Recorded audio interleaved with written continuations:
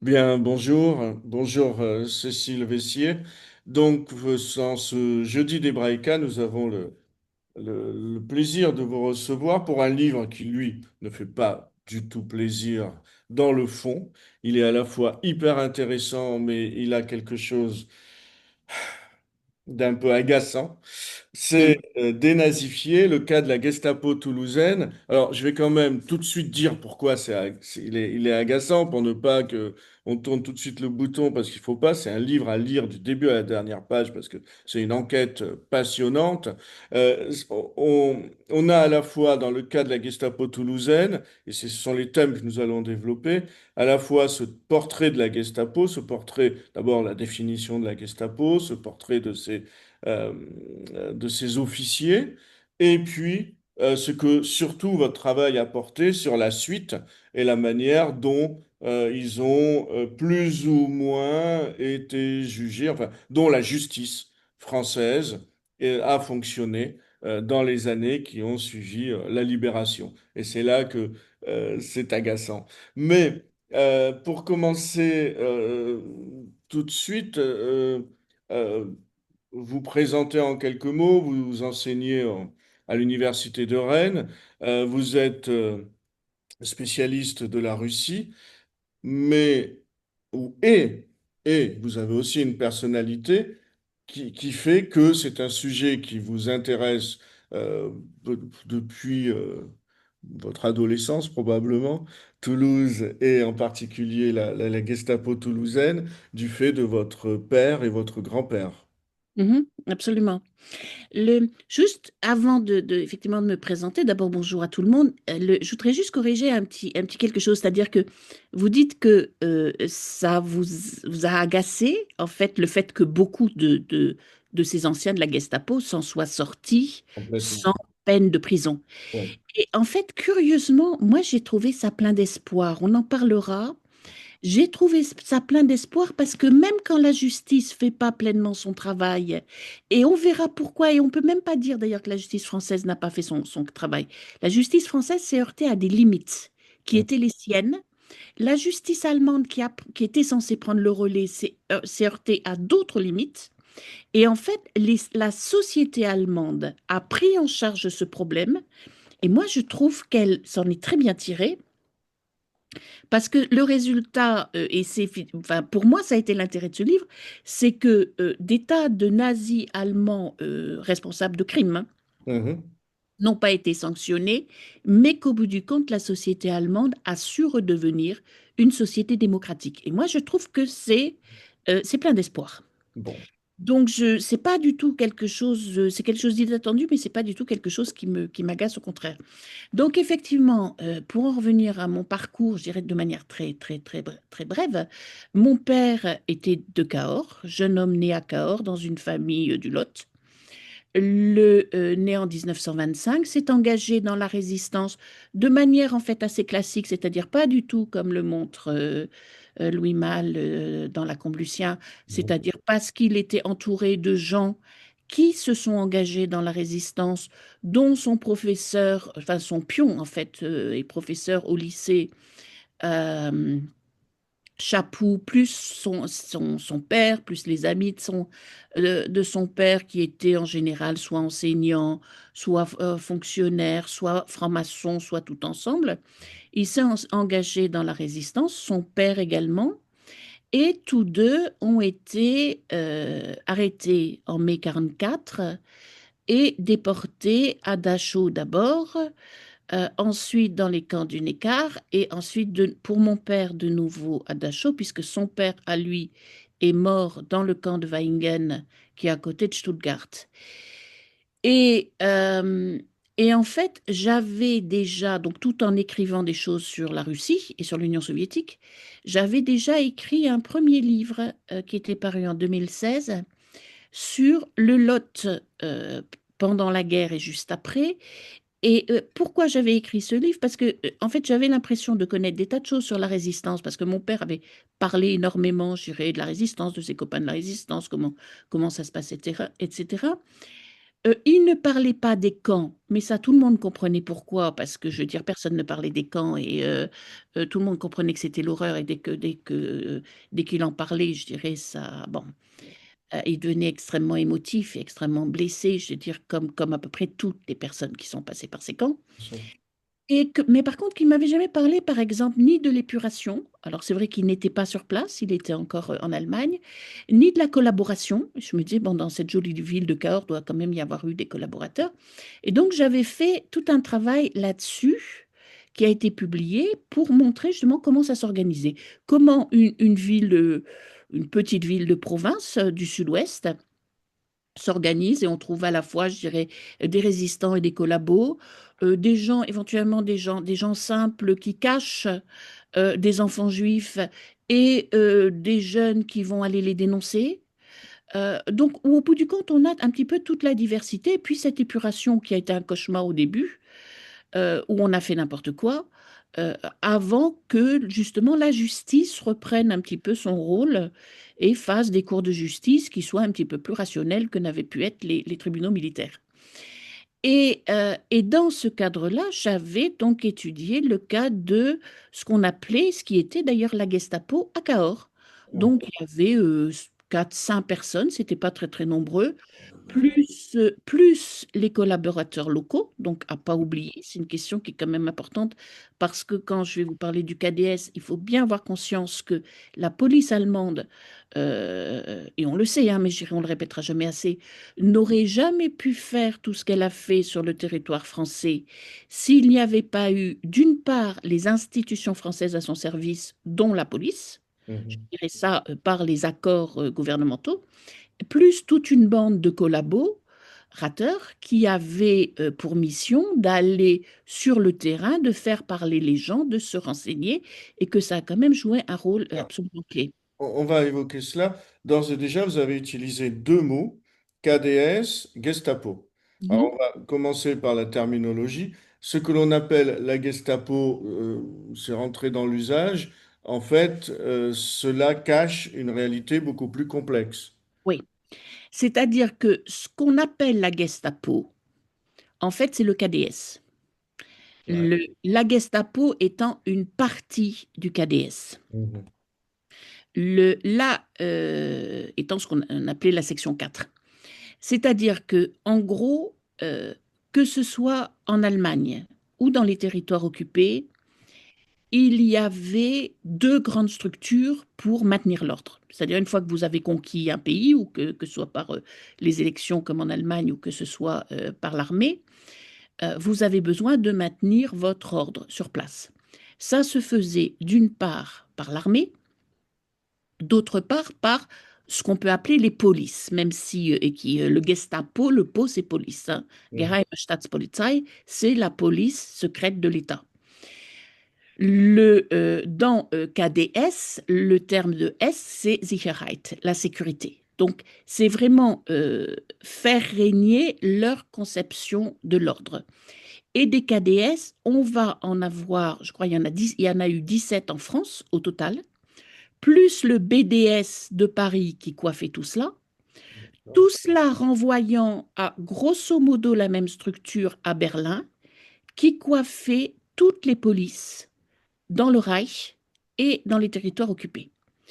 Et donc, il y avait également l'armée qui a été chargée en France de mission de police. Mission de police, c'est, alors vous savez, enfin, c'est façon nazie de l'époque.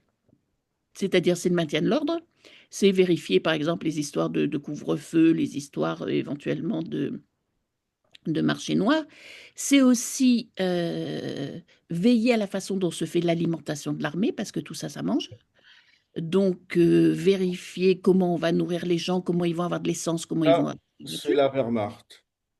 Il y avait toute une partie non, qui était assumée par le KDS. D'accord. Donc, C'est-à-dire qu'en fait, les fonctions vont changer. Les fonctions vont changer. Et attendez quand même que je termine ma phrase. C'est-à-dire que la partie la plus importante et la plus scandaleuse, c'est le maintien de l'ordre façon nazie, c'est-à-dire on arrête tous ceux qui sont considérés comme les ennemis du Reich, c'est-à-dire les résistants, les francs-maçons, les communistes et bien évidemment les juifs.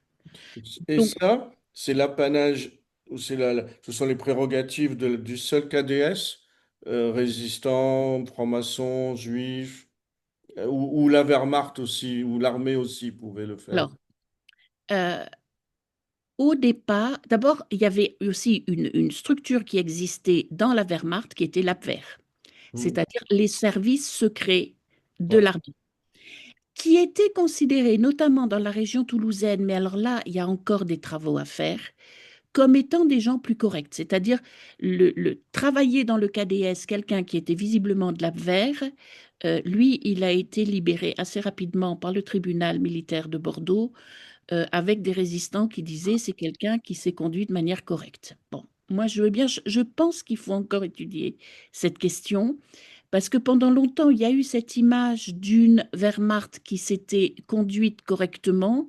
Après, on s'est rendu compte que c'était pas du tout le cas. C'était notamment pas du tout le cas en Union soviétique où, je dirais, la Wehrmacht a massacré littéralement, je dirais, et toute une partie de la Shoah là-bas, c'est la Wehrmacht, hein, c'est pas le KDS ou c'est pas... Bon. Le, donc, on est beaucoup revenu là-dessus. Et en fait, ce qui se passe, c'est que en France, pendant un certain temps, c'est la Wehrmacht qui est chargée du service d'ordre en gros jusqu'à l'été 42. Et puis ensuite, novembre 42, ils envahissent la zone libre.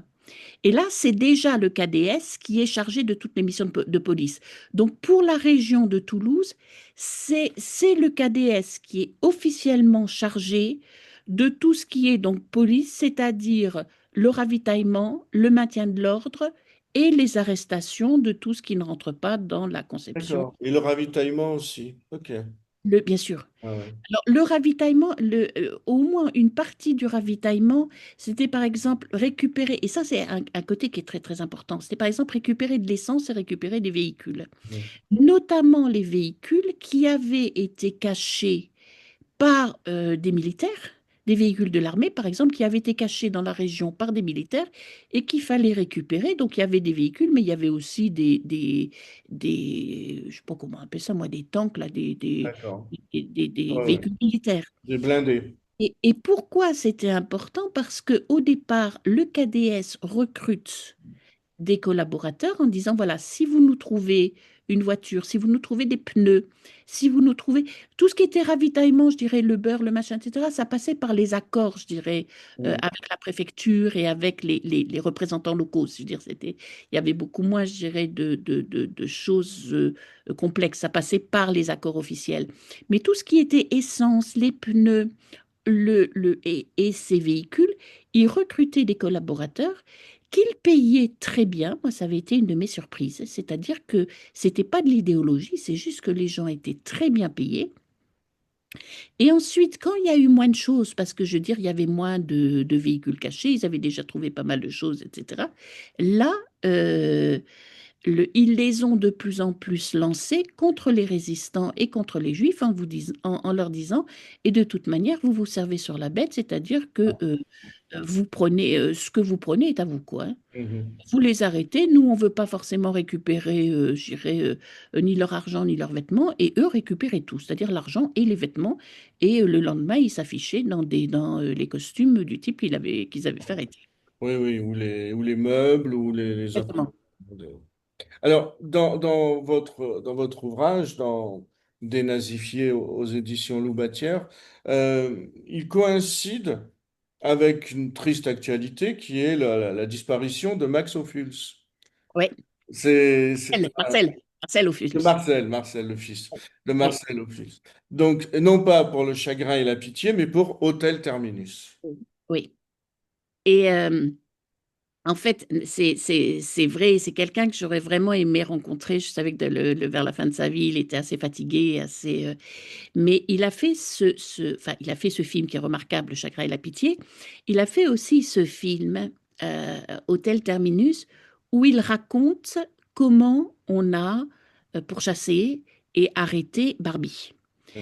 Et Barbie avait exactement les mêmes fonctions à Lyon qu'un certain Müller à Toulouse, qui était le chef justement de la section 4 du KDS, c'est-à-dire de la Gestapo.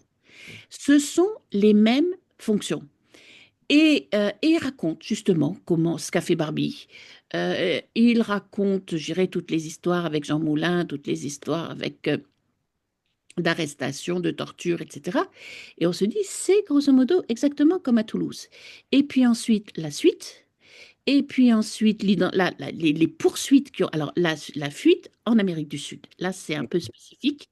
C'est pas comme Muller, parce que mon Muller s'est enfui, mais il a été rattrapé en Allemagne. Il a été très brièvement emprisonné en Allemagne, le temps de le faire passer par ce qu'on appelait la procédure de dénazification. Dès 48, il est libéré quasiment blanc comme l'enfant qui vient de naître, et il va reprendre sa carrière dans la police.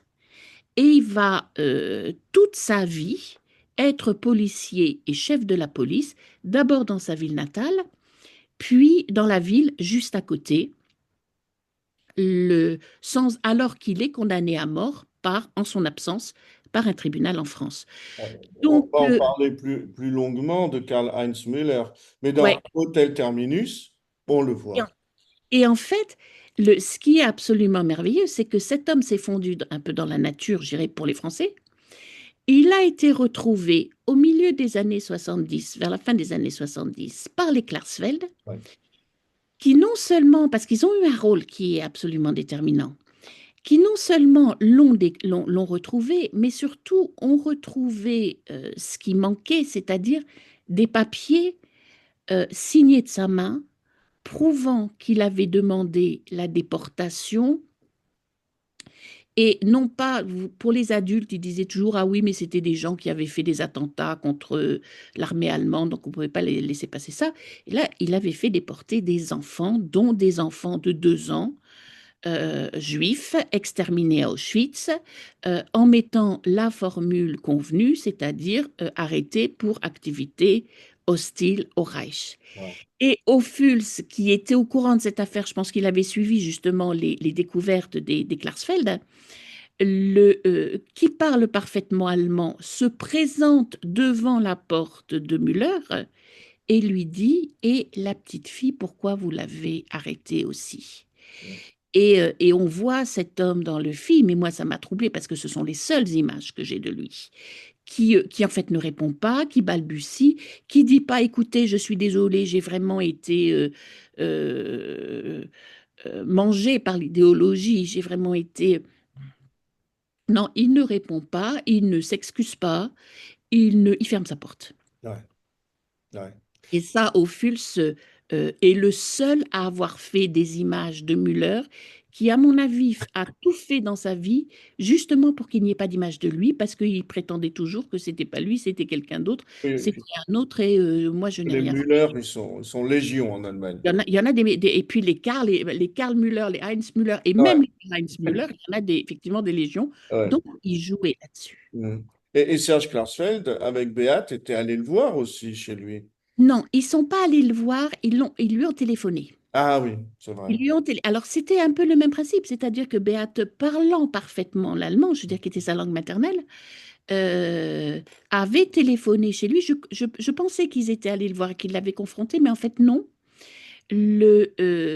Pour vérifier juste certaines choses, c'est-à-dire justement comme c'est un nom et un prénom très courant, quand êtes-vous né, à quel moment, est-ce que vous êtes allé à Toulouse?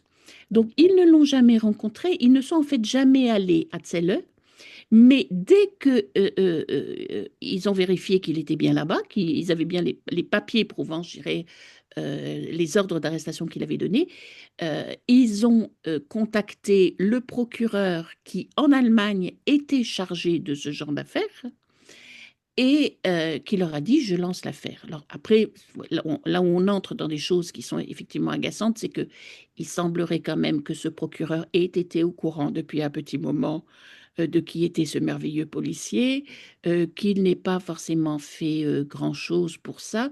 Et au bout du compte, Karl-Heinz Müller va mourir de sa belle mort. Alors, si on est un peu agacé, on va dire, bon, bah, il n'a jamais été rejugé, il Ouais. n'a jamais refait de prison. Si on est plus positif comme moi, on dit, mais au bout du compte, presque jusqu'à la fin de sa vie, il aura dû rendre des comptes, d'abord à des instances de justice qui le convoquaient régulièrement pour lui demander ce qu'il avait fait.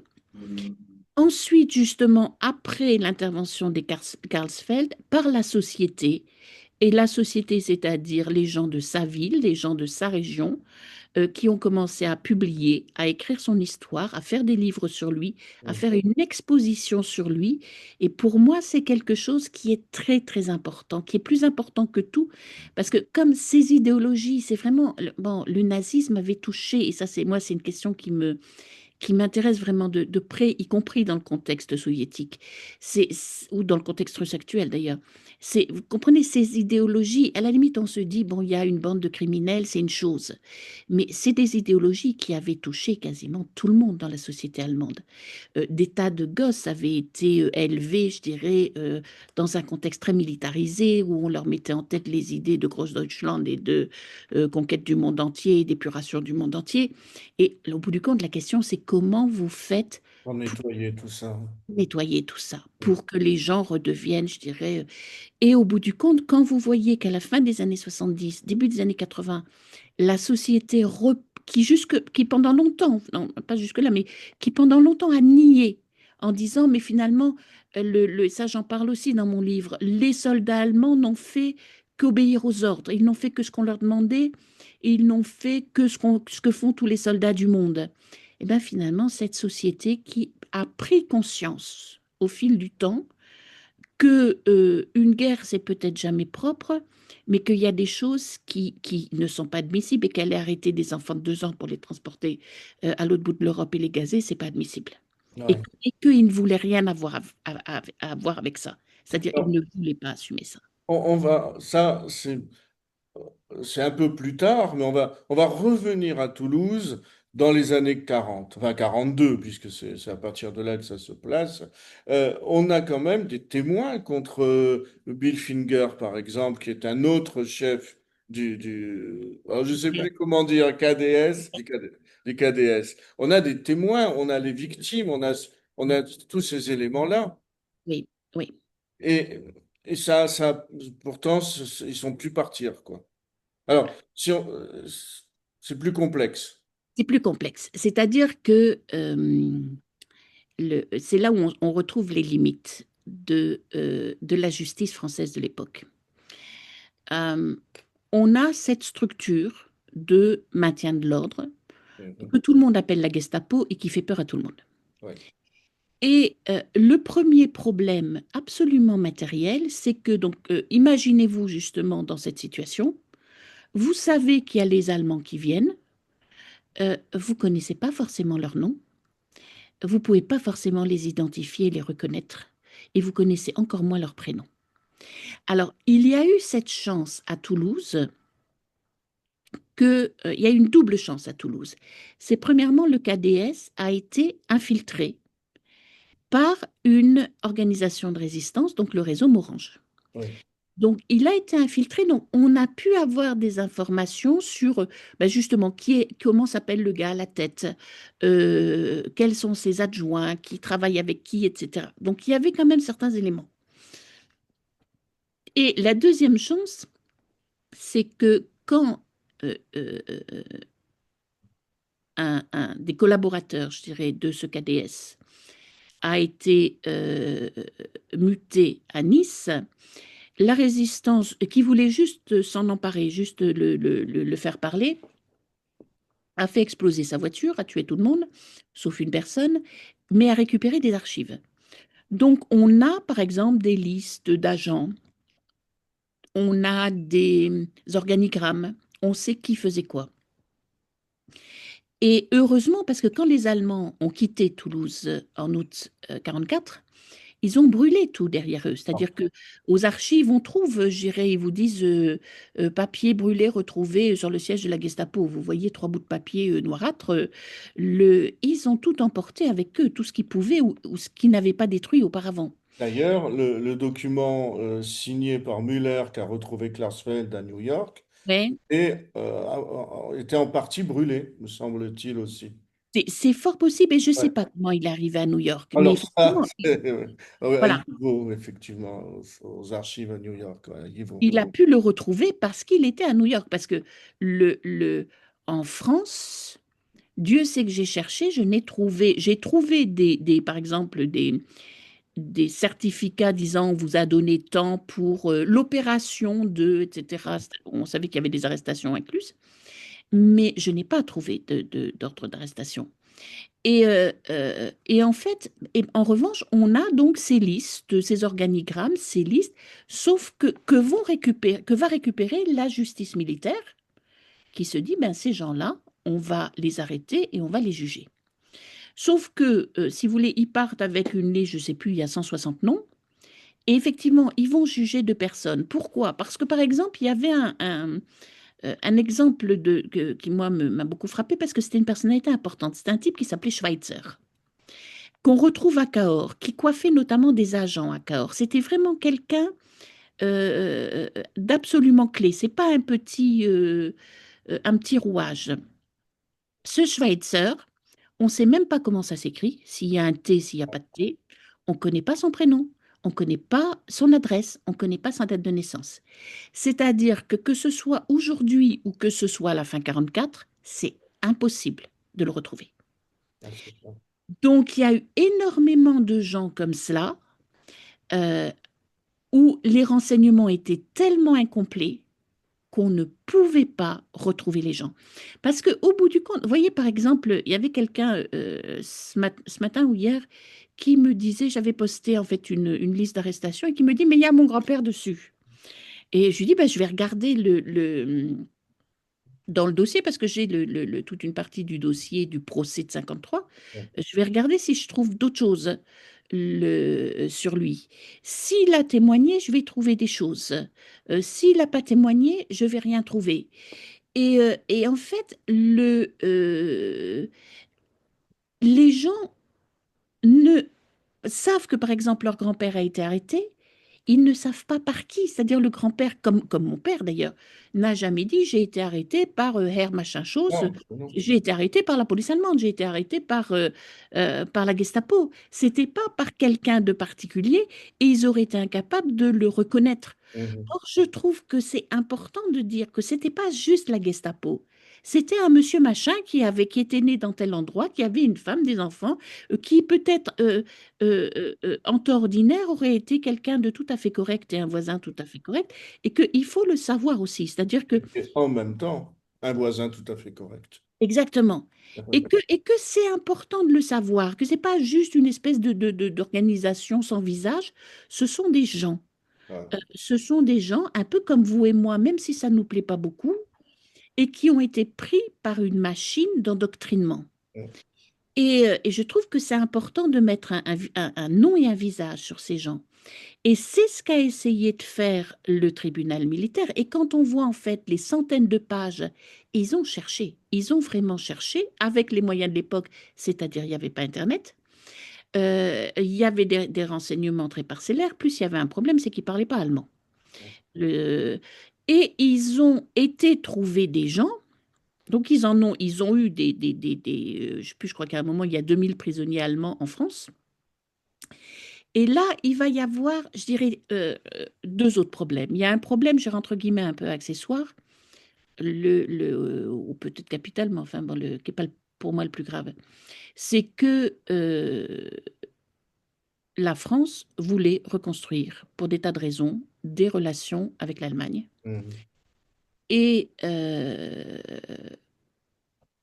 notamment, par exemple, on a cette date du traité franco-allemand d'amitié. Donc, il fallait reconstruire des relations d'amitié. Au bout du compte, ça a marché. Ouais. Donc, finalement, c'était pas forcément si mal.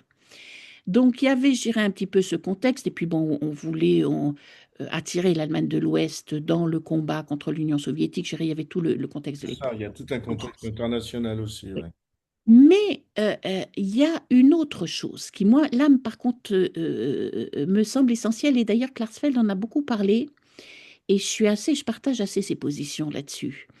C'est-à-dire que quand on juge les gens, et quand on juge au bout du compte donc les deux responsables du KDS, vraiment les types qui avaient des profils différents, mais qui étaient à la Alors, tête de ce leur KDS. nom, c'est Müller Et, Donc, non, non, c'est pas Müller. C'est-à-dire que en présentiel, on va juger Monsieur Retzek, d'accord. qui était numéro un du KDS, qui était un ancien policier, profil un peu de Müller, qui va redevenir policier après, bon, qui était sans doute moins nazifié que Müller. On va juger Monsieur Billfinger, qui Voilà. lui était un top niveau Mhm. de Berlin, docteur en droit, faisant partie des élites dirigeants du nazisme. Et on ne va pas juger le troisième parce que lui a été fait prisonnier en Allemagne et s'est suicidé dans sa cellule. Et on va juger six autres personnes en distanciel, dont le fameux Müller et des gens de la Gestapo. Mais ils sont en distanciel, donc c'est un peu les procédures ne sont pas tout à fait les mêmes. Mhm. Et en fait, ce qui se passe, c'est que le travail est bien fait. Je veux dire, moi, j'ai tendance à critiquer un peu ces procès de 53, mais je suis un peu injuste. Le travail est bien fait avec les moyens qu'ils avaient. Mais leur conception à l'époque, c'est de dire, oui, il y a des organisations qui ont été déclarées criminelles à Nuremberg. Par exemple, la Gestapo est une organisation déclarée criminelle. La SS est une organisation déclarée criminelle à Nuremberg. Mais on ne peut accuser quelqu'un que de ce qu'il a fait personnellement.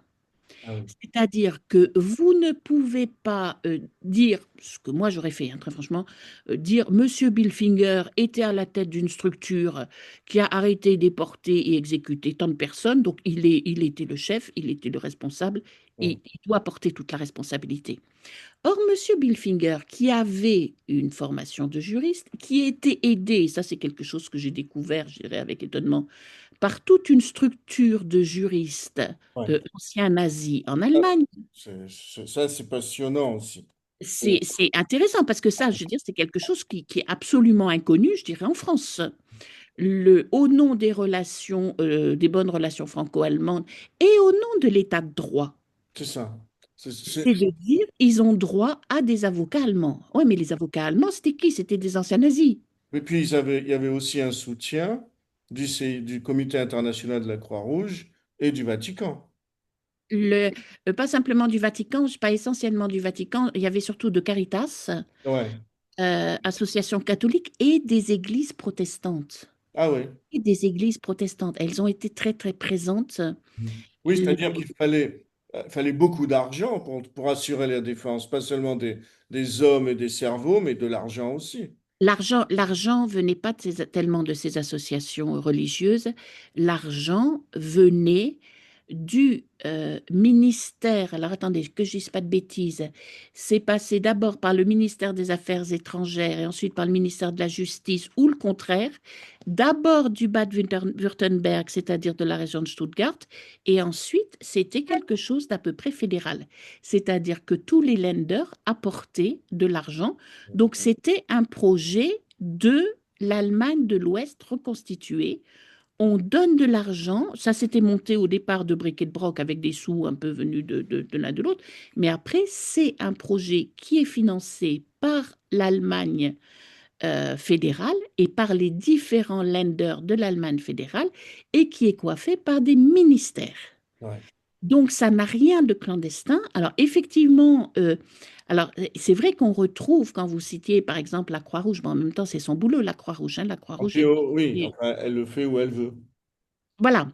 Ça, c'est Le- le problème. Elle a aussi apporté, je dirais, des paquets dans certains camps de Ouais, concentration. Moins, ouais. mais c'est vrai il y a un moment, on voit la liste et on se dit, tiens, c'est des mêmes, on retrouve les mêmes noms. Par exemple, quand on regarde les réseaux qui ont aidé certains nazis à quitter l'Italie pour rejoindre l'Amérique latine. Mhm. Où il y avait aussi, je dirais, les organisations religieuses, et là, effectivement, je dirais beaucoup plus le Vatican, plus la Croix-Rouge. C'est un peu les mêmes des fois. Alors, ceci dit, j'ai vu des choses récemment, par exemple, une exposition faite par les églises protestantes en Allemagne qui vraiment réfléchissent et ont réexaminé leur passé en disant, c'est vrai qu'on a été du côté, je ne sais plus quels étaient leurs termes, mais de l'agresseur Mhm. face aux agressés. Ouais. Et il y a tout un travail qui a été fait, en tout cas chez les protestants, chez les catholiques, je ne suis pas sûre, enfin, je pense que si aussi, mais enfin, j'ai pas vu de choses là-dessus. Mais chez les protestants, beaucoup et cette expo, tiens, a été organisée dans une synagogue. Mhm. Donc, pour vous dire qu'il y a vraiment un gros travail de mémoire qui a été fait. Et Et puis un travail enfin, je ne vais pas parler de repentance parce que le mot est utilisé, il est galvaudé, mais un travail finalement de retour sur sa propre histoire et d'examen sur sa propre oui, histoire. oui, oui. Parce que Et là, de effectivement, réflexion et de mise en cause de soi-même. ouais. De dire, bah, finalement, qu'est-ce qu'on a, quel Parce que rôle on a joué. après la défaite de l'Allemagne, euh, finalement, les nazis n'ont jamais été abandonnés par l'Allemagne après la guerre, quoi. Eh bien, pourquoi? Et c'est là où c'est passionnant. C'est parce que, et moi j'ai connu ça, en fait, je me souviens assez bien, curieusement, même si c'était il y a longtemps. C'est-à-dire que pour les Allemands, qui avaient été endoctrinés entièrement, Ouais. qui n'avaient pas Internet, qui n'avaient pas notre degré d'information, qui n'avaient pas les travaux historiques, qui n'avaient pas pendant longtemps les séries et les films dont on dispose, eux se disaient que leurs garçons avaient été des soldats allemands faisant leurs devoirs et obéissant aux ordres. C'est-à-dire, vous voyez, quand par exemple Anna Arendt retourne en Allemagne, donc qui était de langue allemande, Mhm. elle retourne en Allemagne au début des années 50 et elle écrit des choses que je cite qui sont extrêmement troublantes parce qu'elle dit, mais ils n'ont absolument, ils sont charmants, ils sont polis, ils vous agressent pas, mais ils n'ont absolument aucune conscience de ce qu'ils ont commis. Donc, ils lui disent, ah ben vous avez quitté l'Allemagne, et elle dit, oui, oui, j'étais juive, donc je suis partie, etc. Et elle dit, et en général, ils cherchaient pas du tout à approfondir, genre, ils changeaient de sujet en disant, Ah ah oui, oui, comme si elle était partie en touriste. voilà. Ouais. Et Mhm. et il y avait cette chose, et ça, par exemple, dans la ville de Müller, c'était aussi très, très évident, même si, je dirais, on n'est plus du tout dans la même période et dans le même état d'esprit, c'est que, honnêtement, les Allemands en ont quand même énormément bavé à la fin de la guerre, avec notamment, et ça on en parle aussi de plus en plus en histoire, ces Allemands qui ont été chassés des territoires occupés par les Soviétiques. Ouais. Et quand les Soviétiques ont envahi, par exemple, la Prusse orientale, ça a été là aussi un cauchemar, c'est-à-dire que euh, euh, tous ceux qu'ils attrapaient, bon, parce qu'ils avaient aussi des raisons de ne pas les aimer particulièrement, hein, ils ont violé des femmes, ils ont violé des gosses, bon, ça a été une horreur. Donc, les Allemands, au bout du compte, après la guerre, et pendant longtemps, jusque dans les années 60, voire encore un peu jusqu'à maintenant, ils disent, mais vous savez, nous, on a beaucoup souffert parce que on a perdu nos territoires orientaux dans toutes ces horreurs qui ont fait là aussi des millions de réfugiés. Mhm. Et on a été divisé en deux. Donc, au bout du compte, et on trouve ça chez Hannah Arendt, on trouve ça chez Heinrich Böll, ils parlaient plus de leur malheur à eux, sans regarder réellement, sans avoir réellement conscience Mhm. du fait que non, les Allemands, notamment dans les territoires occupés, n'avaient pas eu un comportement qui correspondait à ce qu'on peut considérer comme des règles reconnues de la guerre. D'où Le le rôle de la le structure périphrase. juridique. Oui. Voilà, d'où le rôle de la structure juridique dont on parlait. Parce que un des rôles de cette structure juridique, ok, c'est de sauver ces gens, mais c'est aussi de les sauver en affirmant que, soi-disant, ils n'ont rien fait. Alors, Par exemple, la France n'est pas fait de son côté. et c'est là que parfois vous sortez de la réserve d'historienne, par exemple pour la défense de Bill Finger, une broutille que vous répétez comme cela, vous avez vraiment l'impression que Bill Finger, il a été très protégé. Bill Finger a été extrêmement protégé. Pourquoi? Parce que il faisait partie, il n'avait pas du tout le même statut. Vous voyez que le type qui l'a précédé, par exemple, à la tête du KDS, c'était les élites nazies SS du Troisième Reich. Mhm. C'est quelqu'un qui a travaillé à Berlin qui était dans ce que les Allemands appellent, vous savez, les tueurs de papier, c'est-à-dire ceux qui organisent les crimes. On sait qu'il a participé à des réunions préparant la solution finale. On sait qu'il a travaillé avec Eichmann, qu'il avait des contacts. C'est-à-dire que c'est quelqu'un, je n'ai aucun doute là-dessus, même si ensuite lui aussi a essayé d'enfumer tout le monde. Il était au courant absolument de tout ce que faisait le Troisième Reich et il partageait absolument ses idéaux, ce qu'on ne peut pas toujours affirmer quand c'est le cas, vous voyez, d'un simple policier. Un simple policier, bon, il n'était pas forcément dans les... Bill Finger était au courant de tout, et cette structure de juriste qui a été créée à Bonn, on voit très bien la différence, c'est-à-dire que, effectivement, celui qu'elle veut protéger avant tout et sortir de là, c'est Bill Finger. Et donc, Bill Finger, au bout du compte, il est arrêté en 1945. Il est jugé en 1953, donc il a fait 8 ans de détention. Ce qui ne devait pas être une partie de plaisir, parce que bon, il était quand même parti de chez lui, je dirais, en 40 et il est rentré 13 ans plus tard. Mais je dirais par rapport à ce qu'il a fait, parce qu'en plus, Après, plus, oui, enfin, il était à Toulouse, mais en plus, je vais vous dire, le pire, c'est qu'il a été à 2 reprises en Pologne, du côté de Cracovie, où il n'a jamais été jugé pour cela. Je sais qu'il a un dossier. Alors, il y avait eu des tas de problèmes à un moment avec l'Institut de la mémoire de Varsovie, mais c'est quelque chose sur lequel je reviendrai parce que je sais qu'il a un dossier et que quand je leur en avais parlé, il m'avait dit c'est une horreur. Mais il n'a jamais été jugé pour ça. Il est rentré en 1953 paisiblement chez lui, avec le sentiment, je dirais, d'avoir dupé tout le monde. Alors, comment il avait dupé tout le monde? Et là, je reviens à ce que je disais au départ, c'est que lui disait, avec sa bonne éducation de juriste, sa bonne éducation de fils de pasteur, il disait, mais enfin, vous n'imaginez pas que j'allais torturer qui que ce soit de mes mains. J'avais donné des ordres en disant qu'il ne fallait pas le faire. Je n'allais pas vérifier. Et donc, on se retrouve avec cette situation où en fait celui qui est en haut dit mais c'est pas du tout moi qui faisais ça. Et celui qui est en bas dit bah écoutez oui j'ai peut-être frappé un peu mais de toute manière c'est j'obéissais aux ordres si j'avais pas fait euh, euh, on m'aurait sanctionné et vous pouvez comprendre que dans une structure comme la nôtre en temps de guerre on ne peut pas négocier.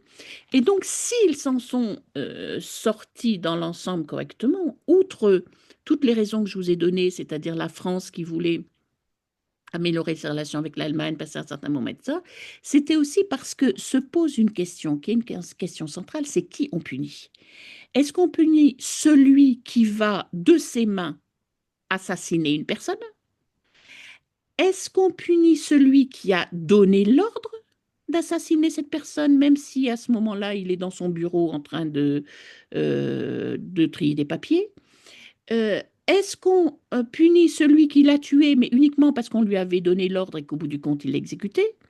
Est-ce qu'on punit celui qui a développé l'idéologie amenant à justifier ah, le fait qu'il fallait tuer ces personnes? Ou est-ce que, et ça c'est par exemple la théorie actuelle en Allemagne, où il y a eu une énorme évolution, ou est-ce qu'on considère que toute personne impliquée dans une alors, entreprise criminelle et peut être jugé et on peut lui reprocher. Et donc, vous voyez, c'est par exemple une des choses que remarque Klarsfeld et effectivement qui saute aux yeux. En 53, Bill Finger, qui est au courant de tout, s'en sort avec 8 ans parce qu'on dit bah, finalement, il a tué personne de ses mains, ce qui est vrai. Et que maintenant, on juge des gens de 90 ans qui avaient 17 ou 18 ans quand ils ont été employés vraiment comme exécutants dans des camps éventuellement d'extermination, où ils n'avaient aucun pouvoir décisionnel. Et maintenant, ce qu'on dit, c'est toute personne qui s'est retrouvée dans une structure doit être criminelle, doit être jugée pour son appartenance à cette structure criminelle. entre 53 et 87, au moment du procès de Klaus Barbie, le regard a complètement changé. Et encore plus, vous comprenez, Barbie, on avait tout à lui reprocher. Et encore plus, je dirais, alors je ne sais plus d'ailleurs, mais en tout cas dans les années 80, à l'égard du tout venant. Ah à ouais. l'égard de gens qui n'étaient pas justement Klaus Barbie. Ouais. Bon, Klaus Barbie, c'est clair que c'était plus le regard de 53. Ouais. Et puis c'est clair qu'on avait toutes les informations sur ces crimes et que le procès de Barbie, ce qui a été aussi, moi je me souviens avoir assisté à certaines séances, ce qui a été déterminant, c'est le fait que des témoins viennent et que des témoins racontent publiquement. Et du coup, si vous voulez, bon, même avant ce procès, en tout cas après lui, vous pouvez pas dire que vous ne savez pas ce qui s'est passé en France et ce que la Gestapo a fait en France. Ouais. Et la question, c'est, et qui s'est vraiment posée en Allemagne, c'est qui vous mettez en cause et à qui vous reprochez ces faits. Est-ce que dire on m'en a donné l'ordre, est-ce que c'est une excuse? Est-ce que dire oh ben ça n'a pas été fait de mes mains, est-ce que c'est une excuse? Euh, comment conçoit-on en fait la justice? Et ce que Klarsfeld dit là-dessus, Klarsfeld qui n'aime pas beaucoup les procès actuels contre des gens de 90 ans, et moi j'avoue que je ne suis pas une fanatique non plus, même si je conçois que ça peut permettre de dire certaines choses. Et en fait, il dit, la société a changé, les attentes de la société a changé, et la justice s'est adaptée. C'est-à-dire que dans les années 50-60, la société, en tout cas allemande, considère que les nazis n'ont fait, grosso modo, aucun crime, ils ont fait ce qu'aurait fait tout le monde, ce qui n'est pas On vrai, fait une guerre, quoi. en pleine guerre, en Voilà. pleine guerre. Une guerre. Et que par contre, actuellement, ils comprennent bien que non, l'armée allemande, la police allemande, les structures allemandes ont commis pendant la guerre et avant la guerre des crimes épouvantables. Donc la société ayant changé, ben, finalement, la justice change également. Ce qui veut dire que l'idée d'une justice intangible qui fonctionnerait tout le temps, selon, je veux dire, ça ne fonctionne pas comme ça du tout. Ah ouais. Alors, ce qui est passionnant dans votre ouvrage Dénazifier, le cas de la Gestapo toulousaine aux éditions Loubatière, c'est que l'on voit à la fois les horreurs commises par tout cet ensemble allemand, en particulier le KDS, et on voit comment ils échappent petit à petit et comment finalement la direction toulousaine bah, s'en est super bien tirée. Oui, C'est ça. oui. C'est... Et si vous Et voulez, vous expliquez, vous démontez les mécanismes par lesquels ils sont passés les oui. uns et les autres avec des cas très particuliers, que ce soit Bill Finger, Müller, Schilling et autres. Donc, Mais en même temps, et c'est là où ils s'en sont tirés. Alors, avec des fois, je dirais des choses qui, effectivement, vous font dresser les cheveux sur la tête. C'est-à-dire, quand il y a quelqu'un, par exemple, vous savez que c'est un tortionnaire. Il n'y a hmm. pas de doute, vous savez que c'est un tortionnaire. On Et a les qui témoignages en on plus. a les témoignages, mais vous savez, c'est comme deux vérités qui coexistent, hein. C'est-à-dire que ce Hmm. que disent les Allemands, c'est je n'ai fait que mon devoir, moi je n'ai jamais torturé, non, non, non, j'ai sauvé des Juifs et non, vraiment, j'étais un brave citoyen. Et puis quand vous lisez les témoignages, où je dirais vous avez les cheveux qui se dressent sur la tête tellement c'est épouvantable, ce sont deux mondes parallèles qui ne semblent pas communiquer, alors qu'on parle bien des mêmes personnes. Mais on trouve des choses, je dirais, qui nous paraissent aberrantes, c'est-à-dire, vous avez tel tortionnaire qui va dire qu'il a une santé, qui est prisonnier à Bordeaux, et va dire il a une santé délicate. Et puis on voit là aussi l'ambassade d'Allemagne, les églises qui font des certificats en disant mon Dieu, il a une santé délicate. Et le tribunal militaire qui dit bon, écoutez, ok, on vous autorise à vous faire aller vous faire soigner, mais il faut que vous reveniez le jour du procès. Bon ben, moi, ce n'est pas le jour du procès, quoi. Ouais. Ça, et on le retrouve 30 ans plus tard. C'est-à-dire, c'est là où c'est intéressant d'aller fouiller dans les documents, parce que, entre-temps, l'Allemagne a changé son regard. L'Allemagne a créé des structures pour poursuivre les criminels de guerre, et structures qui vont pas beaucoup déboucher, un petit peu déboucher sur des procès, mais peut-être pas suffisamment, ça c'est clair, mais en tout cas qui vont déboucher sur des enquêtes, sur des interrogatoires et sur des mises à nu. C'est-à-dire que 30 ans plus tard, on va aller voir ce type qui avait été libéré pour raison de santé, on le trouve en pleine forme, je dirais, en train de boire sa bière avec ses copains, et on va l'interroger, on va lui demander des comptes. Alors, c'est pas pour autant qu'on va le juger, parce que là, je dirais, il y a toute une bureaucratie, toute une sorte de résistance. Mais ces gens-là n'ont pas pu oublier, dans une société qui changeait son regard sur la guerre et sur les persécutions ayant eu lieu pendant la guerre, ils n'ont pas pu oublier qu'ils avaient été des rouages de cette machine. Et jusqu'à la fin, même si, je veux dire, alors effectivement, ça irrite, même s'ils essaient de s'en tirer en disant qu'ils sont tellement vieux, qu'ils sont tellement fatigués, que vraiment ils ne sont pas capables de faire face à une procédure, ils ne peuvent pas oublier qu'on les convoque pour une procédure, qu'on leur demande des comptes, qu'il y a des articles sur eux, qu'il y a des livres sur eux. C'est-à-dire que euh, euh, au départ, on se dit, bon ben voilà, il y a un procès en 53, il y a deux personnes jugées, les autres disparaissent tous dans la nature à des moments ou à un autre. Donc finalement, ça n'est rien du tout. Mais en fait, non. Mm. Simplement, la peine ne va pas être juridique, Mm. la peine va être sociale et je pense que c'est beaucoup plus important au bout du compte, même si je n'aurais pas forcément dit ça avant de commencer ce travail. Oui, et ni si vous étiez en 1950. Absolument, absolument. Oui, c'est ça.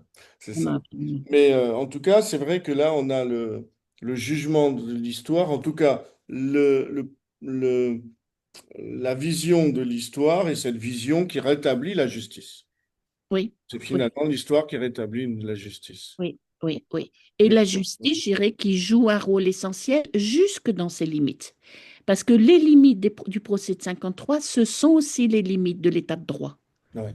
Si vous les voyez, on pourrait dire, je pense que certains l'auraient dit, finalement, on aurait pu tous les pendre, ces gens-là, vous comprenez, je veux dire, vu le sang qu'ils avaient sur les mains. Et Mhm. la justice qui dit non, on va les écouter, on va leur faire un procès qui répond aux normes, où ils vont avoir droit à une défense, défense française et défense allemande. Et c'est vrai qu'ils ont à mon sens, ils ont abusé cette justice, mais que au bout du compte, eh ben, la France est un État de droit et l'Allemagne est redevenue un État de droit. Ouais. Donc finalement, les résultats prouvent que la démarche n'était pas si mauvaise. Non, non, non, non, c'est ça.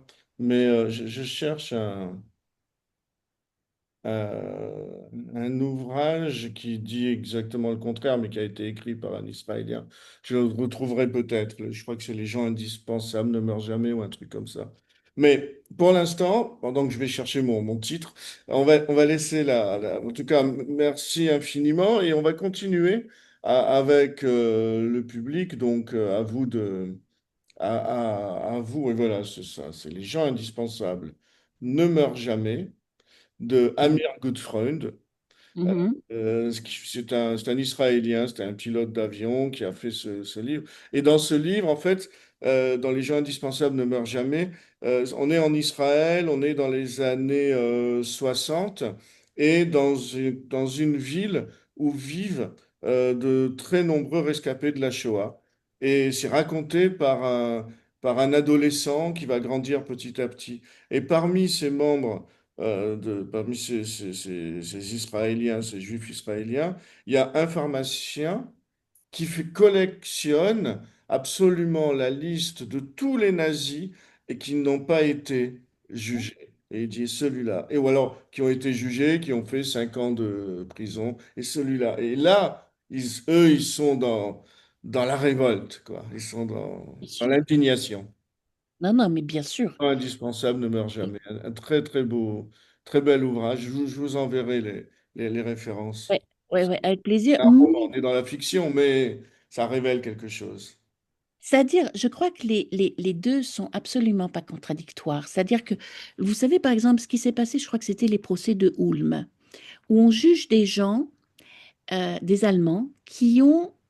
alors, vous savez, c'est des choses, ça dépasse l'entendement. C'est-à-dire, il y en avait un, par exemple, qui était accusé d'avoir tué 5000 juifs lituaniens. L'autre, 4375. Vous vous dites, mais il les trouve où, bon sang? Je veux dire, c'est-à-dire des crimes qui dépassent, bon, on sait que ça a été le cas, etc., mais qui dépassent absolument l'entendement. Et ces gens-là sont jugés, on trouve les comptes rendus du procès dans le monde, et ils vont s'en sortir avec 5 ans de prison, Ouais. 4 ans de prison. Mm. C'est-à-dire des choses où vous vous dites, bien sûr que c'est scandaleux et bien sûr que c'est inadmissible. Et comment on en arrive à 5 ans? C'est-à-dire que on ne peut même pas imaginer qu'on en arrive à 5 ans.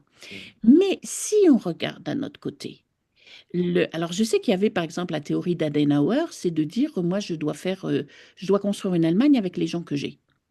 Et on ne jette pas l'eau sale avant d'avoir de l'eau propre, ce qui, à mon avis, est très contestable. Mais, mais au bout du compte, ça a marché. Et c'est Ouais. ça. Mhm. Ça a marché. euh, si l'Allemagne n'était pas...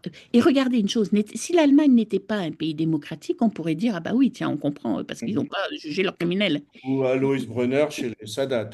Voilà. Voilà, voilà, complètement. On a une reproduction d'un système. Complètement. Et regardez, par exemple, alors on va voir, hein, parce que tout est fragile hein, dans le monde où on vit, je dirais, on ne peut pas s'engager sur grand-chose. Mais le fait que, par exemple, l'AfD, qui est un parti allemand, Femme droite. d'extrême droite, dont l'un des chefs a complètement relativisé la Shoah. Alors, ils tiennent, vous savez, comme tout le monde, hein, ils tiennent des discours des fois qui sont très différents les uns les autres, etc. Mais un des chefs avait dit, bon, c'est quelque chose, il n'avait pas dit c'est le détail de l'histoire, mais grosso modo, c'était à peu près la même chose. Où est-ce que l'AfD faisait ses scores les plus élevés? C'était dans ce qui avait été l'Allemagne de l'Est, c'est-à-dire où il n'y a pas eu ces processus tellement incomplets à Oui. notre regard de dénazification, mais de prise en charge par la société. Mhm. C'est-à-dire que actuellement, il y a bien des défauts en Allemagne de l'Ouest. C'est une démocratie fragile, comme toutes les démocraties sont fragiles, y compris la démocratie française. Mais euh, je ne dis pas qu'il n'y a, par exemple, aucun antisémite, aucun terroriste en Allemagne, mais c'est quand même pas, il y en a pas plus qu'en France, quoi. Non, c'est intéressant, ouais. C'est intéressant de voir comment, a posteriori, aujourd'hui, on peut dire qu'une société a digéré, Ouais. a- et même s'il y a encore de l'extrême droite puissante là-bas, comme dans toute l'Europe, mais elle a quand même digéré Pas plus qu'en France, hein, je pense. c'est ça, c'est En pas. en Allemagne de l'Ouest, hein. À l'Est, oui, à l'Est, je dirais, ça se voit à l'œil nu, hein, les mouvements d'extrême droite Oui, et militants, c'est à l'œil nu, même avec sur les chants nazis, bon, mais à l'Ouest, non, ça a été, ouais. et c'est passé relativement vite, en 2, 3 générations. Oui, ouais. Même pas. Oui, Le- deux, euh, deux, je trois. Oui, dirais, il oui, y a c'est ça, deux, trois, c'est des clair. grands-parents qui sont des Ouais, criminels, et puis les petits-enfants qui, au bout ouais, de c'est ça. euh, Ah ouais, des qui bras sont passants, écolos. Hmm. qui vont faire des courses dans la montagne, quoi, hein. Ouais, c'est ça. Je crois qu'Evelyne veut prendre la parole. En tout cas, elle a actionné Oui. le micro. Euh, une question presque technique. Vous avez dit, madame, que les Länder versaient de l'argent aux criminels pour qu'ils puissent partir ou autre. Défendre Mais son. d'où sortait-il cet argent? L'Allemagne n'était pas censée être ruinée? Alors, d'abord, l'argent n'était pas versé aux criminels. L'argent était versé à une structure allemande, un bureau, comme ils appelaient, je veux dire, tout était bureau chez eux, qui dépendait d'un ministère, donc c'était en fait un sous-ministère, quoi, hein. Hmm. C'était pas directement aux criminels pour qu'ils se recrutent des avocats. C'était cette structure qui disait, nous apportons une aide aux prisonniers allemands détenus. Alors, ils ne parlaient jamais d'ailleurs de criminels de guerre, hein, ils disent détenus dans les prisons françaises. Donc, c'était payé sur le budget des lenders. D'où tirait-il cet argent? Ben, visiblement, l'Allemagne n'était pas si ruinée que ça. Ce bureau a été créé vers 51. Et il y avait le miracle économique allemand qui, je pense, avait déjà recommencé. Et qui permettait effectivement de mettre un peu d'argent de côté. Alors, ce n'était pas forcément d'ailleurs des sommes folles parce que ce bureau était relativement petit. On trouve, je dirais, 3 avocats très, très présents, dont un que je suis très longuement, qui était professeur de droit à Marbourg, qui avait un grand mérite, c'est qu'il parlait très bien français, donc il pouvait plaider en français. Donc, au bout du compte, payer 3 avocats Oui. pour un certain nombre de procès, je veux dire, c'est pas non plus des sommes invraisemblables. C'est plus le principe qui peut choquer, quoi, qui peut, surtout quand on voyait le pédigré de ces gens-là, c'est-à-dire des gens qui avaient fait partie du parti nazi. Ce juriste de Marbourg, si je me souviens bien, il avait été à un moment juge militaire. Donc les juges militaires pouvant servir à la fois comme juge et comme procureur. Et c'était quelqu'un qui, pendant la guerre, avait condamné à mort des jeunes soldats allemands qui critiquaient Hitler. Donc, je veux dire, c'était des gens, le type à la tête, c'était l'ancien procureur de Breslau, Wenshoff, qui était un membre du parti nazi, qui avait mené les répressions contre les opposants au nazisme. Donc, si vous voulez, ouais, ben, et en même temps, ils faisaient avec ce qu'ils avaient, hein. Donc, ce qui est choquant, c'est ça, c'est qu'on ait pris ces gens-là. Mon professeur de Marbourg, je pense que jusqu'à la fin de sa vie, il est resté un très bon nazi, dévoilé, démasqué par ses étudiants à partir du milieu des années 60. Et oui, il y avait un budget fédéral qui n'était pas un budget énorme, mais qui était payé, oui, par l'Allemagne en reconstruction. Ah, Et l'autre question que je me posais, mais vous avez un peu répondu ah, après, une fois que je... pardon, Quand est-ce qu'a démarré le travail dit de repentance, entre guillemets, puisque ça ne vous plaît pas moins? À peu près quelle période ça a démarré en Allemagne? Alors, moi, je dirais, il y a en fait, ce que je montre, c'est qu'il y a des étapes. C'est-à-dire qu'il ne faut surtout pas croire que les procès de Nuremberg et les procès de cette période, donc de 45, 46, 47, 48, il y en a eu dans les camps, il y en a eu, je dirais, ailleurs. Il y a eu le procès, par exemple, de Bergen-Belsen qui s'est fait juste à côté, à Lüneburg. Ça n'a pas vraiment marqué les esprits. Tout le monde disait c'est important parce que c'est fait à chaud, etc. Ça n'a pas vraiment marqué les esprits parce que les gens se disaient, c'est de la justice de vainqueurs. Ce sont les vainqueurs qui jugent nos pauvres petits camarades qui ont fait leur devoir. Et puis le temps passe, il y a les procès français, 53, ça marque pas non plus parce que pareil, c'est la soi-disant la justice des vainqueurs. Et ce qui va, en fait, va y avoir plusieurs étapes. Le procès Eichmann, ça va être une étape déterminante, puisqu'on en parlait. Et notamment, c'est un procès qui s'est fait absolument selon les règles du droit. Oui. Bon, il a été enlevé un petit peu abruptement, mais bon, fallait le convaincre de revenir. Mais je veux dire, il a eu un avocat, quand on voit la façon dont le juge s'adresse à lui, tout est absolument correct. Et c'est pour ça que ce procès a un poids, parce que tout a été fait selon les règles d'un état de droit. Et en fonction des règles d'un état de droit, il a été jugé coupable d'avoir assassiné des millions de personnes. Donc, il a été condamné à mort et personne ne va le pleurer au bout du compte.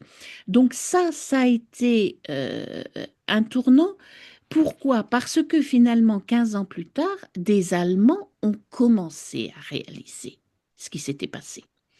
Et ça va durer encore, c'est-à-dire que petit à petit, eux retrouvent une stabilité, un confort, et puis le temps passe et les nouvelles générations arrivent. Et il y a un tournant, donc avec ce procès, il y a un tournant dans les années 60 qui est un peu, moi, ce que j'appelle le tournant 68, même s'il commence un peu avant, c'est-à-dire des jeunes qui disent littéralement, comment se fait-il que mon prof de droit à l'université, je le retrouve dans le livre de droit nazi qui se trouve chez mon grand-père en train de tenir des propos nazis. Et il y a cette génération de jeunes qui disent, mais et qu'est-ce qu'il a fait mon grand-père pendant la guerre?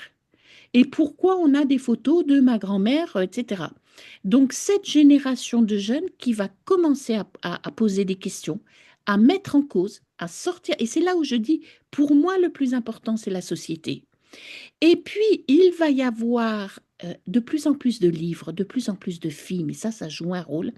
Et une chose qui va être essentielle en Allemagne, alors on ne le dirait pas forcément comme ça va être la série américaine Holocaust, Bon, qui est diffusé, si je ne m'abuse, en 79. Et ça, vous avez, donc il y a 4 épisodes, il y a 4 soirées, suivis par des débats télévisés avec des historiens, avec des témoins. En 79, il y en a encore. Et vous avez 70% du pays, donc des gens, vous voyez, on est 30 ans après la fin de la guerre, qui vont regarder cette série américaine et qui vont sortir de là outragés en disant, mais c'est monstrueux ce qui s'est passé. C'est-à-dire qu'il aura fallu tout ce temps avec toutes ces étapes, y compris les procès genre Barbie, genre le procès de Ulm, quand vous voyez quelqu'un qui a 5 ans, je crois que c'est Ulm, hein, 5 ans pour 5000 personnes tuées, je veux dire, vous dites, bon, ça va pas, y compris les révélations des jeunes, y compris les révélations des Klarsfeld qui vont vous dire, ah ben regardez le chef de la Gestapo de Toulouse ou de la Gestapo de Paris, qui vit tranquillement en Allemagne et qui touche sa retraite et qui est redevenu un policier ou un juge honorable. Ben, même s'il n'y a pas d'effet immédiat, ça marque les gens.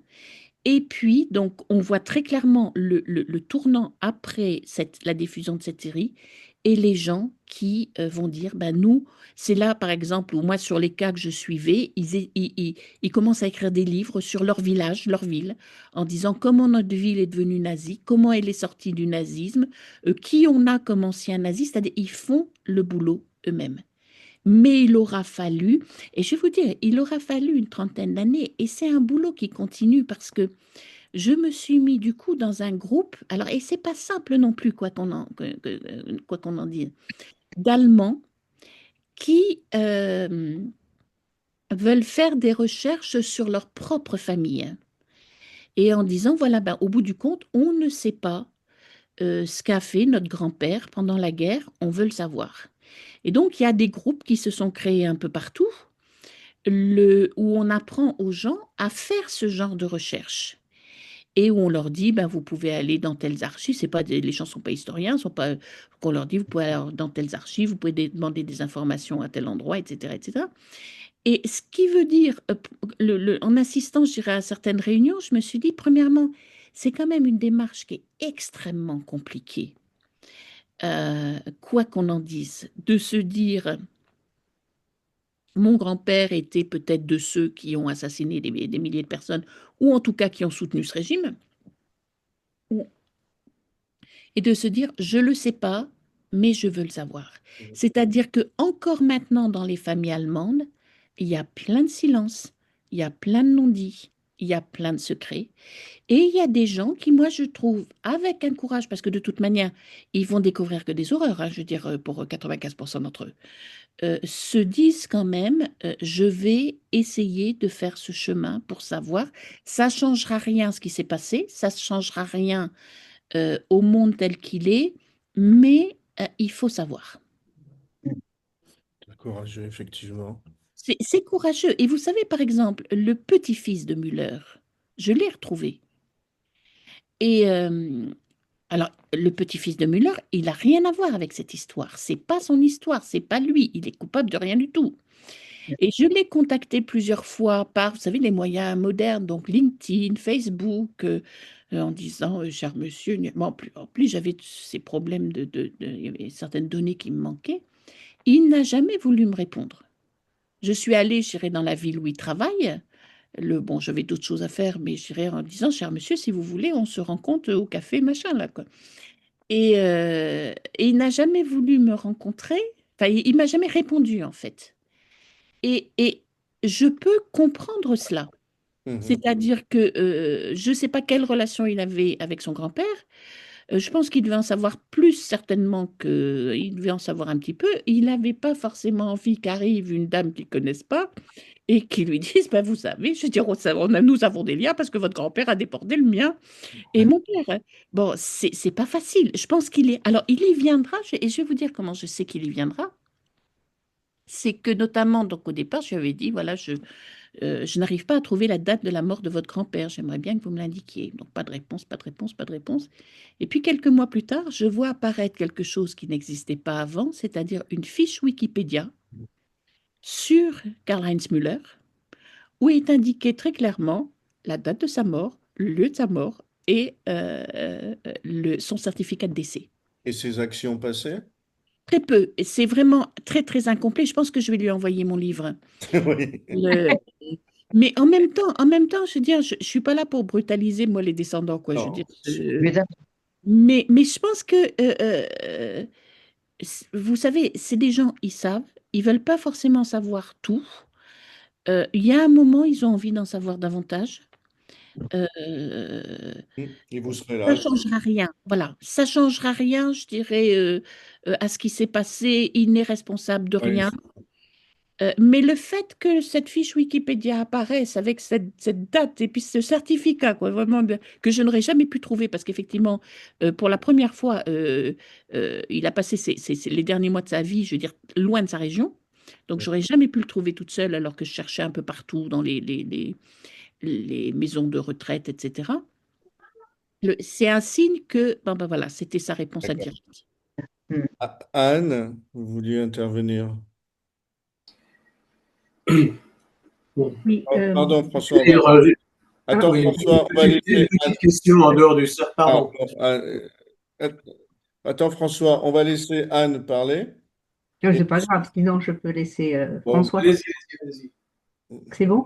Non, je ne sais pas ce que vous en pensez, madame, mais moi, il me semble justement que ce travail de réflexion, malheureusement de culpabilité, alors ils n'y pouvaient rien, a été déjà fait en Allemagne par la première génération, c'est-à-dire ceux qui sont nés pendant la guerre et qui se posaient énormément de questions, évidemment, sur ce qu'ont pu faire ou qu'avaient pu faire leurs parents. J'en veux aussi pour, si vous voulez, comme preuve, si on peut dire, tous ces cinéastes allemands qui maintenant auraient 80, 85 ans, etc. Donc, c'est pas la génération, bien sûr, la génération des petits-enfants, même arrière-petits-enfants, ça c'est clair, hein, mais, euh, mais beaucoup déjà, et ça, bon, je l'ai vécu moi-même à Berlin, ces personnes torturés, on peut dire, hein, qui essayaient de parler avec leurs parents. Et ça, c'était extrêmement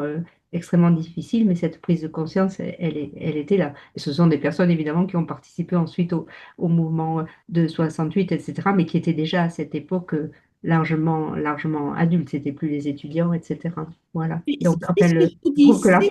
l'Allemagne a quand même, au moins sur le plan de la société civile, enfin, souvent d'intellectuels, il faut dire, hein, fait un travail énorme que la France pourrait lui envier.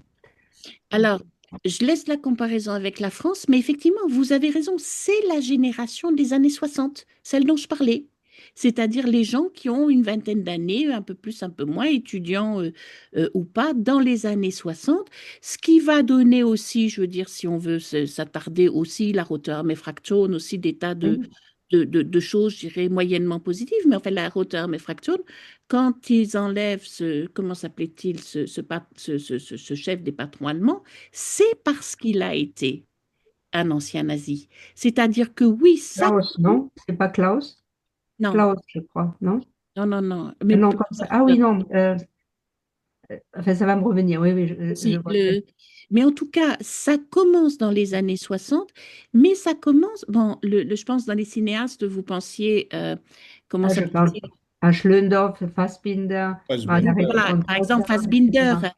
Fassbinder, ça se voit tellement, c'est Oui, effectivement cette génération qui s'interroge. Mais ceci dit, ça n'est pas encore quelque chose qui touche largement la société allemande. Ce qui va toucher largement la société allemande à partir de ce mouvement, ça va être, je dirais, tout le processus qui va jusqu'à la série Holocauste. oui, non, je suis tout à fait Jusqu'à ça. d'accord. Mais oui, oui, Mais bien sûr, effectivement, il y a les gens accélérer les choses. Mais c'était présent bien sûr, c'est vrai. et très difficile pour cette génération, justement, parce que là, c'était les parents directement. Bien sûr, bien sûr. Encore peut-être davantage que pour les Ouais, petits-enfants. petits enfants. Non, non, tout à fait, on est bien d'accord. Merci Anne. Et vous avez raison de souligner le travail des cinéastes. Vous voyez, on a parlé, par exemple, de Marcel Ophuls, bon, qui avait une situation différente, hein, lui, puisque Bien sûr. ses parents s'étaient enfuis. Mais je dirais, c'est le, le, le, le rôle des gens de culture qui font des films, qui font des livres, qui touchent à la sensibilité des gens, c'est-à-dire qui sont des objets de réflexion, mais qui touchent aussi à la sensibilité des gens et qui permettent ce genre de prise de conscience. Celui qui a écrit Der Blechtrommel, le Günter Grass. hein? Oui, Günter Günter Grass, Grass et le qui cinéaste, c'est était, Klundorf. voilà, et quand son livre sort, c'est aussi une prise de conscience. Lui qui avait été dans les jeunes Allemands Mais on mobilisés, l'ignorait, on hein. l'ignorait. Mais son livre, et je l'ai relu il n'y a pas longtemps parce que j'étais à Lübeck, d'où il venait, on comprend, ça touche l'imagination, ça touche l'imaginaire, c'est-à-dire qu'il y a eu un processus. Mais je ne vais pas rentrer dans le débat, je dirais comparaison France-Allemagne, parce que je pense que les situations sont quand même très différentes et il faudrait plus de temps. Mais vous voyez, juste parce qu'on parlait d'Ophuls, eh ben, le chagrin et la pitié, ça a joué aussi ce rôle-là. C'est-à-dire de dire, ben voilà, on bouscule un petit peu les représentations. Donc, il y a eu aussi ce genre, ce même type, je pense, de processus, bon, en sachant quand même que les Français n'ont pas été endoctrinés jusqu'à l'os et n'ont pas, dans leur majorité, commis des crimes de masse. Bon, Non, je suis bien d'accord, bien sûr. Mais Donc, bien. bon, après, François? François?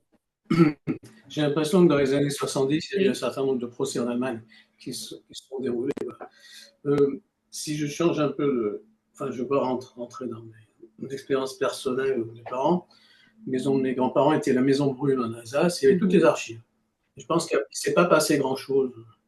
Un ou deux dignitaires du parti nazi local qui se sont fait inquiéter, mais il ne s'est pas passé grand-chose. Vous voulez dire après la guerre? Ce qui m'intéresse, oui, Vous voulez dire après la guerre? oui, après la guerre. Ce qui m'intéresse, c'est le cas d'Aloïs Brunner, parce que, bon, il a envoyé une partie de ma famille en déportation, et ma mère a eu affaire à lui, et j'ai compris qu'à cause de la politique arabe de la France, on n'a vraiment jamais fait d'effort pour l'extraire de Syrie, et qu'il est mort, il avait plus que 90 ans, quoi. Enfin, le pauvre gars, il s'en est bien tiré, quoi. Est-ce que, Alors, je ne sais pas comment il était parti d'Europe, à le, travers l'Autriche, je ne sais plus où. Est-ce qu'il a été aidé par la Croix-Rouge ou autre? Je sais pas. je ne vais pas vous répondre directement sur Aloïs Brunner parce qu'il ne fait pas partie des gens justement que j'ai suivis de près. En revanche, deux remarques. Est-ce que vous avez lu le fabuleux article qui a été publié sur lui il y a quelques années dans la revue 21, Non. qui raconte la fin d'Aloïs Brunner à Damas? C'est-à-dire qu'il a beaucoup servi la famille dirigeante en Syrie. Quand ils n'ont, c'est lui qui leur a monté, je dirais, des services de l'ordre et des services de torture et qui a fait de la Syrie, je dirais, ce qu'elle est devenue. Quand ils n'ont plus besoin de lui, ils l'ont gardé prisonnier. C'est-à-dire qu'il n'a pas du tout eu une fin heureuse, hein. Je ne sais pas si ça soulage ou si on a quand même un peu de mauvais soulagement, mais il a eu une vie. Allez lire cet article. Si vous ne trouvez pas les références, je peux vous les retrouver parce que je l'ai quelque part chez moi et je l'ai relu il n'y a pas très très longtemps. Et c'est intéressant de voir que oui, on le cherchait partout, mais il ne faut pas croire qu'il a vécu toute sa vie dans la prospérité. Le deuxième point, c'est que oui, vous avez raison, je dirais, la politique française, que ce soit la volonté de réconciliation avec l'Allemagne ou que ce soit sa volonté de relation avec le monde arabe, a joué des rôles dans le fait que des criminels nazis, mais vous savez, moi, c'est quelque chose, ça, je ne peux pas admettre. Là, on va dire aussi, je sors de la réserve de l'historien, mais je veux dire, c'est pas dramatique de sortir de cette réserve. Mais vous savez, les États-Unis ont admis des criminels de guerre monstrueux après la guerre en effaçant leur dossier, et les soviétiques aussi, hein, je veux dire, alors là, il y a une espèce d'égalité de traitement, ils ont admis des criminels de guerre parce que soit c'était des gens qui avaient des compétences, je dirais, notamment dans l'atome, qui était le grand combat de l'époque, soit les Américains pensaient qu'ils allaient les aider dans la lutte justement Est-Ouest qui allait démarrer avec la guerre froide. Et ils ont vraiment tiré un trait, ce qui pour moi est une erreur absolument fatale sur le fait que certaines de ces personnes étaient responsables de milliers et de milliers de morts violentes. Donc oui, c'est quelque chose qui a existé. Mais je vais presque encore plus loin, c'est-à-dire que Alois Brunner, j'ai pas travaillé sur lui. En revanche, Alois Brunner, il est euh, chargé, alors attendez, que je ne m'en mêle pas dans les dates, il est chargé à la fin 43 de, entre guillemets, nettoyer la région de Nice des Juifs qui s'y trouvent. Mais en fait, quand on regarde, il y a passé en gros 3 mois, en multipliant les arrestations, en multipliant les déportations, en agissant, je dirais, comme une brute épaisse, et tout en dirigeant le camp à côté de Paris, Drancy. Drancy. Drancy. Et celui qui a été le premier dirigeant du KDS de Toulouse, dont je vous parlais tout à l'heure, Retzek, qui était un policier, je dirais pas, à mon avis, enfin, vous voyez, c'était pas le haut niveau informé, c'était pas le haut niveau tout court, mais enfin bon, il suivait, il faisait ce qu'on lui demandait de faire. C'était lui qui a été nommé à la tête du KDS de Nice. C'est-à-dire que quand Alois Brunner s'en va, et vous savez, j'avais vérifié certaines dates justement, par exemple, quand le père de Serge Klarsfeld avait été arrêté, quand Madame Veil avait été arrêtée, sa famille. Et en fait, dans certains cas, ce n'était pas du tout à l'époque d'Alois Brunner. C'est-à-dire que la politique d'arrestation des Juifs qui avaient trouvé refuge sur la Côte d'Azur s'est poursuivie quand Brunner n'y était pas, n'y était plus. Et celui qui était dans les faits responsable, c'était Retzek en tant que chef du KDS. Or, Retzek a été jugé pour ses actions dans le KDS de Toulouse, donc où il a été libéré tout de suite. Il n'a jamais été jugé pour ses actions au KDS de Nice. Et là, il y a aussi un vrai problème et quelque chose d'absolument scandaleux, dans le sens où un procès, ça permet au moins de mettre à jour certaines choses. Et non seulement ça, il n'a pas été jugé, il a été jugé pour ses actions à Toulouse. Alors, vous voyez, ses actions à Toulouse, il y était jusqu'au milieu 43, c'est-à-dire avant vraiment que la résistance devienne très, très active et suscite des tas de réactions. Vous voyez, entre novembre 42 et mi-43, le sous-entendu, les pires arrestations de Juifs sont déjà passées et les arrestations de résistants sont encore à venir. Et quand il s'est présenté donc devant ces juges à Toulouse, il avait tout un paquet de lettres de bon français recommandant ce monsieur comme quelqu'un de charmant, de bien élevé, de tout à fait comme il faut, etc. Et notamment, et je vous assure, vous riez quand vous lisez ça, c'est-à-dire, visiblement, il passait énormément de temps à aller jouer au tennis à Monte-Carlo. Donc, vous avez tous ces partenaires de tennis de Monte-Carlo qui était quand même, je dirais, là j'ai lu pas mal de choses sur l'occupation à Monte-Carlo, qui était un truc, c'est assez immonde ce qui s'y est passé, hein, c'est-à-dire qu'il y a eu du blanchiment de fortunes entières à Monte-Carlo pendant la guerre et pendant l'occupation. Et ces gens qui écrivent, mais non, c'est quelqu'un de charmant, il vient jouer au tennis chez nous, etc. Et donc, déjà, vous vous dites, premièrement, qu'est-ce que ça a à voir à faire? Qu'est-ce que ça a à faire avec son procès sur ce qu'il a fait à Toulouse? Et deuxièmement, à force de dire que c'était un monsieur charmant qui jouait parfaitement bien au tennis, il n'y a pas eu de procès. Or, maintenant, quand je tombe sur certains articles sur Retzek dans la presse allemande, il est bien qualifié de criminel de guerre. C'est-à-dire, mais un criminel de guerre qui n'a été jugé au bout du compte que pour ce qu'il a fait pendant 6 mois à Toulouse, et ce n'était pas la pire période de son activité. Donc, si vous voulez, avant même d'aller dire, ah ben, Brunner, etc., ah oui, ben, Brunner, ok, n'a pas été jugé parce que, soi-disant, on ne savait pas où il était, mais Retzek, on savait très bien où il était, il est rentré dans la police allemande je dirais, à un niveau assez ordinaire. On savait où il était. Il était très souvent convoqué pour un certain nombre de faits, mais il n'a jamais été jugé pour ce qu'il a fait à Nice. Bien. Pour en savoir plus, donc, Dénazifié, le cas de la Gestapo toulousaine, aux éditions Loubatière. Cécile Vessier, merci infiniment. C'était Merci à absolument vous.